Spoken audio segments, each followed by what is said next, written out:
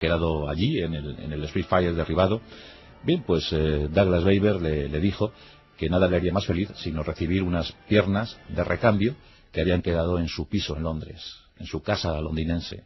Adolf Galland movió Roma con Santiago, habló con la Cruz Roja Internacional y, en efecto, consiguió que las piernas de repuesto llegasen al prisionero inglés. ¿Y cómo se hizo esto? Pues facilitando un pasillo aéreo para que un Spitfire sobrevolase zona enemiga, dejase esas piernas, las lanzó en una caja, en un paracaídas, y pudieron llegar a su destinatario. Fue un hecho que Douglas Baber siempre valoró, y cuando Adolf Galland, una vez finalizada la guerra, fue recluido en un campo de concentración, pues le devolvió la visita. Y claro, le llevó lo mejor que le podía llevar a Adolf Galland, le llevó una caja de puros. Fueron amigos desde entonces. Ya os digo que Adolf Galland fue un hombre respetado en el terreno adversario, y bueno, pues buena muestra de ello fue que cada victoria de él pues se recibía con respeto. No se le tenía inquina especial, se entendía que era un militar y que cumplía con su terrible obligación, con su trabajo. En 1943 las oleadas de bombardeos sobre Alemania eran incesantes. Miles de bombarderos británicos y norteamericanos surcaban los aires y dejaban caer su carga letal sobre suelo alemán. En ese momento la posibilidad de contraatacar de los alemanes estaba muy disminuida, y Hermann Göring montó en cólera.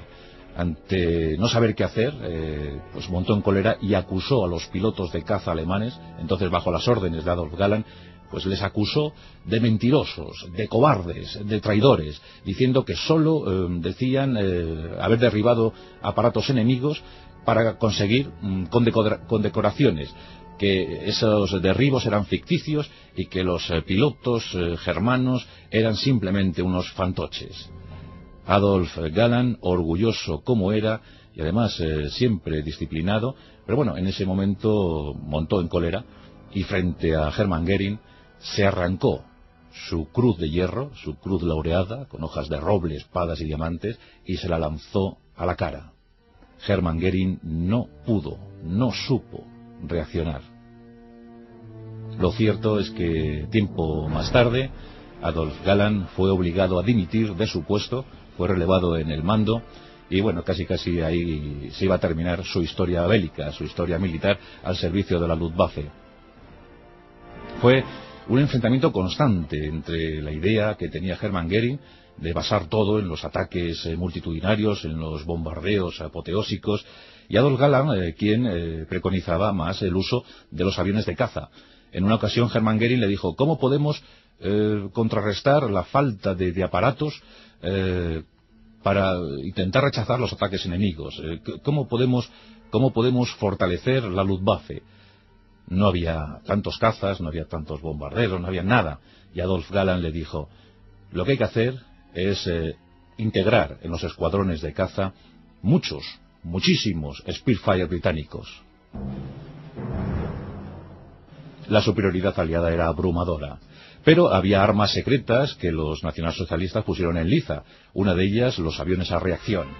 Y el bimotor, el magnífico, el excelente bimotor a reacción Messerschmitt 262 pudo en los últimos meses de la guerra dar pues una muestra de lo que hubiese sido esto, de lo que hubiese sido la guerra en caso de haber puesto en funcionamiento el Messerschmitt 262 en 1939.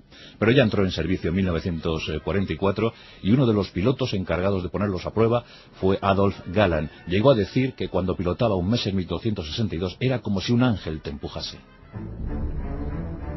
A principios de 1945, ya con la guerra perdida, Adolf Galland recibió su último encargo, y esto fue crear un escuadrón con los últimos ases de la aviación alemana, y ellos iban a ser los encargados de pilotar los aviones Messerschmitt 262. Dieron toda la guerra posible hasta que los aliados tomaron los aeropuertos alemanes, los últimos aeropuertos alemanes. Fue entonces cuando Adolf Galland ordenó a sus hombres quemar los aparatos, quemar las naves y rendirse al enemigo. Fue un momento triste, pero bueno, definitivo para la Segunda Guerra Mundial. Hermann Göring acabó como acabó, pero Adolf Galland fue llevado a Inglaterra, a un campo de reclusión, a un campo de concentración, y allí pues pasó un tiempo hasta que le liberaron, porque tampoco había ninguna cosa de la que acusarle. Era un militar y había cumplido su trabajo. Después de esto, fue instructor de vuelo en Argentina. Allí instruyó a los pilotos de combate argentinos y ya tuvo una madurez y una vejez muy sosegadas. La verdad es que llegó incluso a pasar largos tiempos en Alicante. Allí se compró un bungalow y pasaba los veranos en Alicante, en la costa levantina. Falleció en 1996 a la edad de 84 años. En la guerra perdió 2 hermanos, eran 4 hermanos varones. 2 de ellos le acompañaron en sus hazañas bélicas en los aires, pero fueron derribados y muertos. Y curiosamente, el otro hermano que sobrevivió, además de él, formó parte del arma antiaérea. O sea, de los 4 varones, 3 eran pilotos de caza y el otro era antiaéreo, el otro era del arma antiaérea, o sea, se dedicaba a derribar aviones. Qué cosas en las familias, ¿verdad? Pero ahí queda ese enfrentamiento en el seno de las Fuerzas Armadas alemanas durante la Segunda Guerra Mundial. El preboste, el tremendo, el terrible Hermann Göring, jefe mariscal del aire, jefe de la Luftwaffe, versus Adolf Galland, uno de los últimos héroes de la aviación.